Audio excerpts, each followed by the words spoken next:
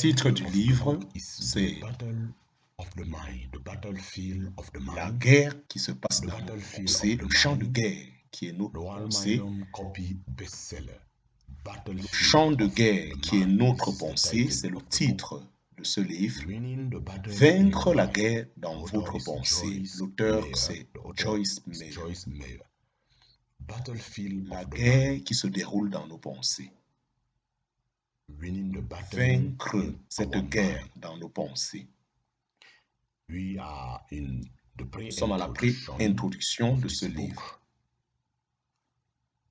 Si vous avez eu à acheter ce livre sans la couverture, vous devriez faire attention. Certainement, ce livre a été volé et vous devriez le reporter et il doit être détruit. Dans de tels cas, ni l'auteur ni celui qui l'a publié n'ont reçu aucun paiement pour ce livre qui a été volé. Ici, les Écritures sont prises de la Bible amplifiée de l'Ancien Testament. D'autres Écritures aussi sont prises de King James Version.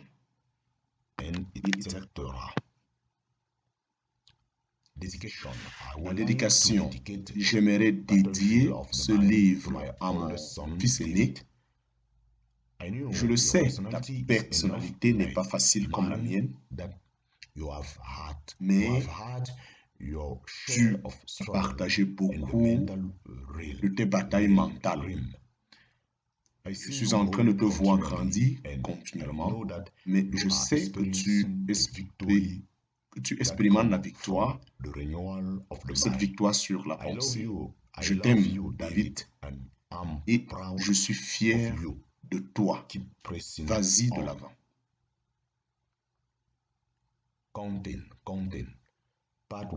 Partie 1, l'importance de la pensée, introduction.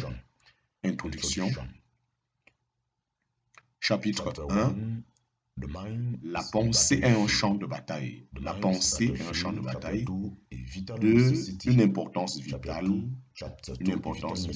Chapitre 3, n'abandonne pas. Chapitre 3, n'abandonne pas. Chapitre 4, petit à petit. 5, sois positif. Chapitre 5, sois positif. 6, être aveugle dans la pensée. 7, penser à propos de ce que tu penses. Partie 2, la condition dans laquelle la pensée doit être. Introduction.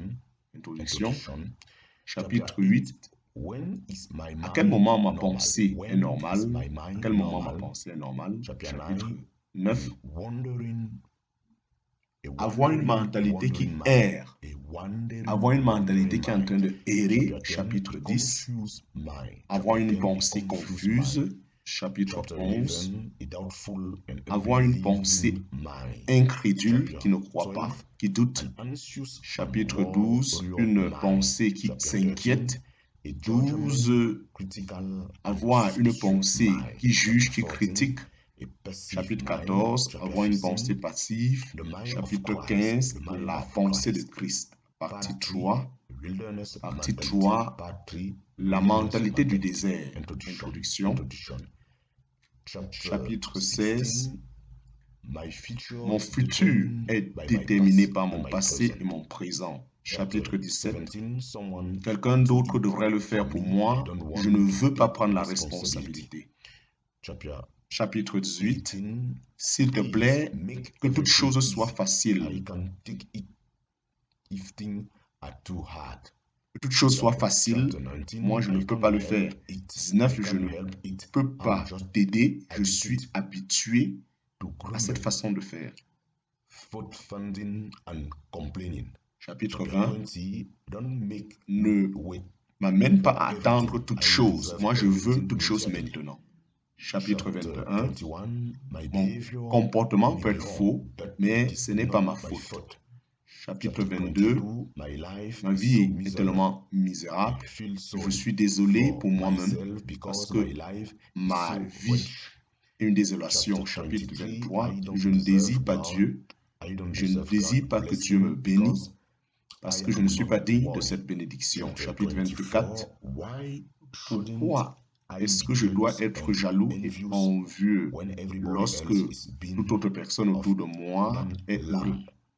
Chapitre 25. Je vais le faire à ma façon ou je ne le fais pas. Je le fais à ma façon ou je ne le fais pas. Note de fin et biographie. Partie 1, l'importance de la pensée. Partie 1, l'importance de la pensée. Partie 1, l'importance de la pensée. Introduction.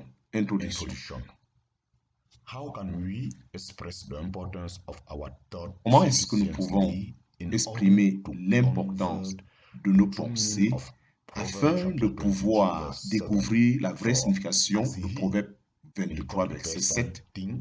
Ainsi, tel qu'il pense dans son cœur, il est comme il pense. Pendant longtemps que j'ai servi Dieu et étudié sa parole, ainsi j'ai réalisé l'importance de la parole et de nos pensées. Ainsi, jour après jour, j'ai expérimenté le Saint-Esprit qui m'a conduit à étudier les Écritures dans ce domaine. Je l'ai dit et je suis convaincu que ceci est vrai.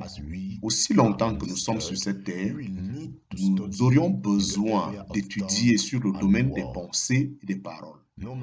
Quelle que soit l'importance de ce que nous connaissons dans les autres domaines, il y en a beaucoup à apprendre et à penser, et beaucoup que nous avons appris et que nous devions continuellement avoir une mémoire fraîche.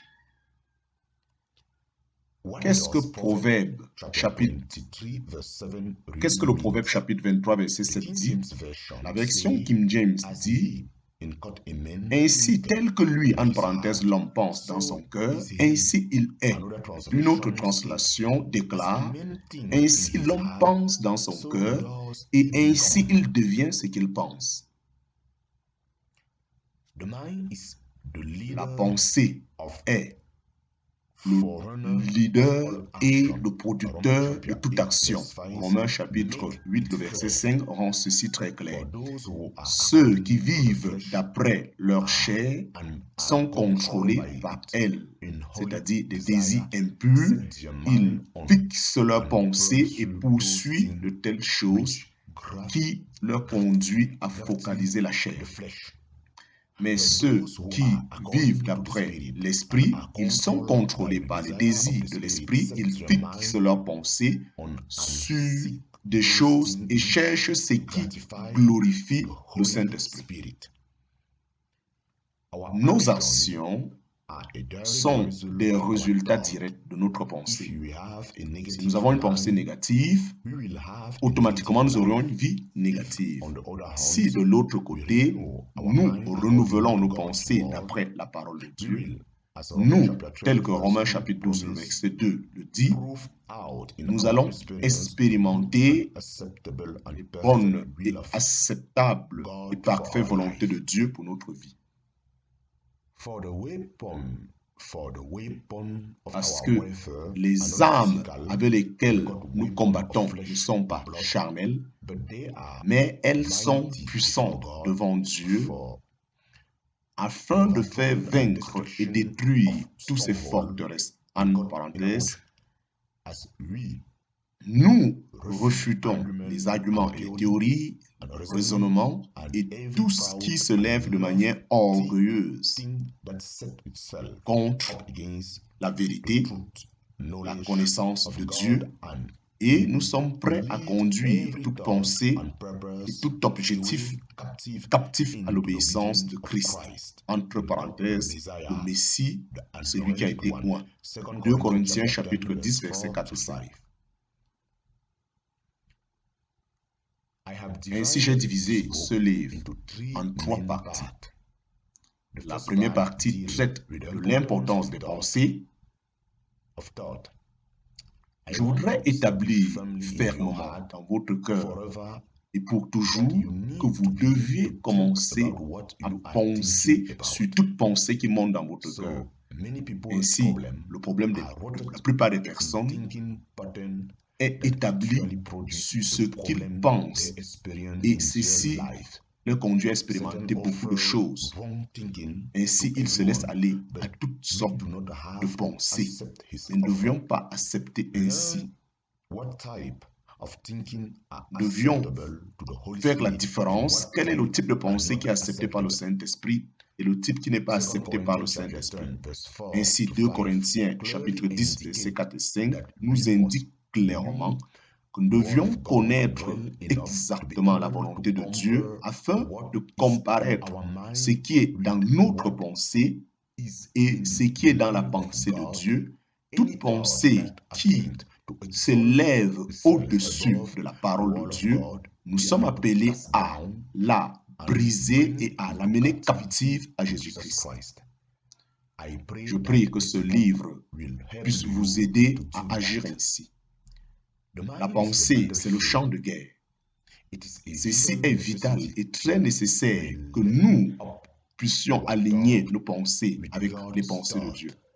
Ceci est un processus qui prend du temps et beaucoup d'études. N'abandonnez pas parce que petit à petit, vous êtes en train de changer. Plus vous changez votre pensée pour aller vers ce qui est meilleur, plus votre vie va changer et devenir meilleure. Lorsque vous commencez à découvrir le merveilleux plan de Dieu pour vous dans votre pensée, ainsi vous allez commencer à marcher dans ce plan de Dieu.